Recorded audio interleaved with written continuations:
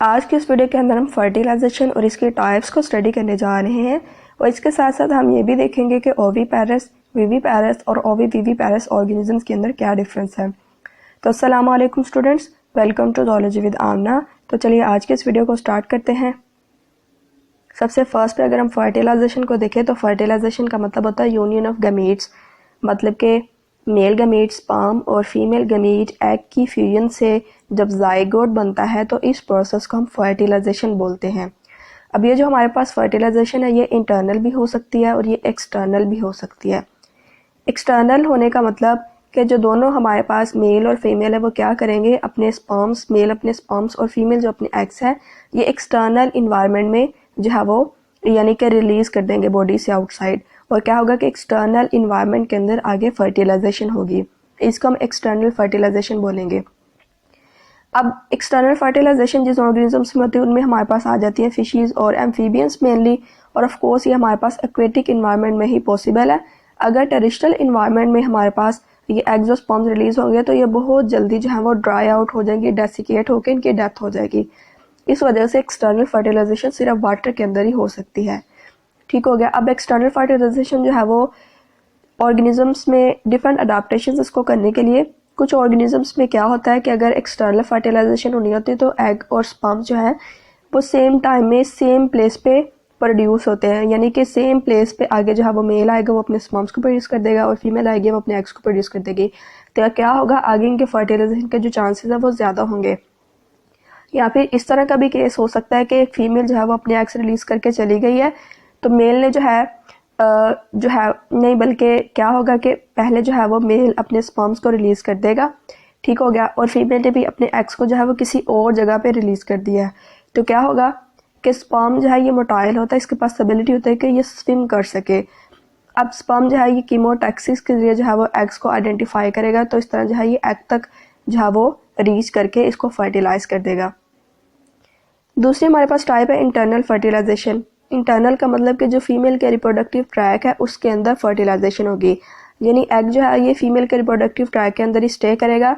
जो मेल है वो अपने स्पर्म को जो है वो फीमेल के रिप्रोडक्टिव ट्रैक के अंदर जो है वो ऐड करेगा और इस तरह जो है वो आगे दोनों के फ्यूजन से जो है वो जाइगोट बन जाएगा, मतलब फर्टिलाइजेशन हो जाएगी। अब इंटरनल फर्टिलाइजेशन जिन ऑर्गेनिजम्स में होती है उनमें हमारे पास 3 वैरायटीज आ जाती है मेनली। ओविपेरस यानी इस तरह के ऑर्गेनिज्म जिन्होंने एग्स को ले करना होता है, विविपेरस जिन्होंने यंग वंस को प्रोड्यूस करना होता है, और ओवोविविपेरस ये हमारे पास एक यूनिक टाइप है, मतलब कि एग के अंदर डेवलपमेंट हो रही है लेकिन एग जो है वो बॉडी से आउटसाइड रिलीज नहीं हो रहा बल्कि बॉडी के इनसाइड ही प्रेजेंट है। अब सबसे फर्स्ट पे ओविपेरस को देखें तो ओविपेरस मतलब इस तरह के ऑर्गेनिज्म जिन्होंने एग्स प्रोड्यूस करना होता है। अब इनमें क्या होता है कि जैसे फर्टिलाइजेशन हो गई है, मतलब कि जाइगोट की फॉर्मेशन हो गई है, ठीक हो गया, तो जाइगोट के अराउंड क्या होगा कि फीमेल का जो प्रोडक्टिव ट्रैक है वो कुछ इस तरह शेल्स सिक्रीट करना स्टार्ट कर देगा। ठीक हो गया। और अब यहाँ पे जाइगोट के साथ साथ क्या है कि इस एग के अंदर इसकी नरिशमेंट के लिए मतलब कि प्रोटीन्स और बाकी जो चीज़ें वो भी मौजूद होती हैं, और ये एग जो है ये एक्सटर्नल इन्वायरमेंट के अंदर रिलीज कर दिया जाएगा और इस एग के अंदर ही आगे जो है वो जाइगोट जो है वो ऑफस्प्रिंग के अंदर कन्वर्ट होगा। ये हमारे पास ओविपेरस में ज़्यादातर मेनली आ जाते हैं एव्स, मतलब बर्ड्स और रिप्टाइल्स। अगर विविपेरस को देखें तो विविपेरस में क्या है कि फीमेल का जो रिप्रोडक्टिव ट्रैक है उसके कुछ स्पेशलाइज्ड पार्ट होते हैं जिनको हम मेनली यूट्रस बोलते हैं। तो इस यूट्रस के अंदर ही जो है वो आगे मतलब जाइगोट जो है वो कम्प्लीटली आगे जो ऑफस्प्रिंग के अंदर जाएगा, यानी सारी की सारी जो डेवलपमेंट है वो इस यूट्रस के अंदर होगी। और विविपेरस में हमारे पास मेनली आ जाते हैं मैमल्स, और जब हमारे पास ऑफस्प्रिंग कम्प्लीटली बन जाएगा तो तब क्या है उसकी डिलीवरी हो जाएगी। नेक्स्ट हमारे पास केस है ओविविपेरस का। तो ओविविपेरस का मतलब कि फीमेल का रिप्रोडक्टिव ट्रैक के अंदर जो है वो हमारे पास जाइगोट के अराउंड जो है वो शेल्ड लेयर जो है वो सिक्रीट हुई है।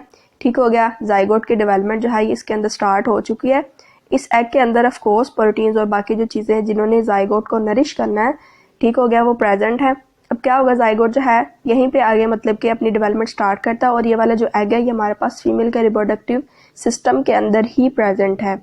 जब जाइगोट यहाँ पे अपनी डेवलपमेंट कंप्लीट कर लेगा, ऑफस्प्रिंग बन जाएगा, तो तब क्या है ये एग जो है ये ले हो जाएगा और जो है वो जो ऑफस्प्रिंग है वो इस एग से बाहर आ जाएगा।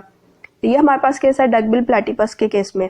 ठीक हो गया। लेकिन सारे के सारे जो ओविविपेरस ऑर्गेनिजम्स हैं उनमें इस तरह नहीं होता, बल्कि कुछ में ऐसा भी हो सकता है कि जो जाइगोट है उसने आगे क्लीवेज कर लिया है और आगे जाइगोट की डेवलपमेंट स्टार्ट हो गई है, ठीक हो गया, लेकिन अभी डेवलपमेंट कंप्लीट नहीं हुई और एग जो है वो पहले ही ले हो गया। मतलब कि कुछ जो डेवलपमेंट है वो फीमेल की रिप्रोडक्टिव ट्रैक के अंदर हुई है और कुछ जो डेवलपमेंट है वो एक्सटर्नल इन्वायरमेंट में हुई है, ठीक हो गया।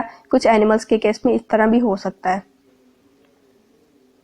तो स्टूडेंट, यदि आज की वीडियो अगर आपके इसमें से कोई क्वेश्चन है, कन्फ्यूजन है, तो आप मुझे कमेंट के अंदर पूछ सकते हैं। अगर आपको वीडियो अच्छी लगी तो मज़ीद इन्फॉर्मेटिव वीडियोज़ के लिए चैनल को सब्सक्राइब करें। नेक्स्ट वीडियो तक के लिए अल्लाह हाफिज़।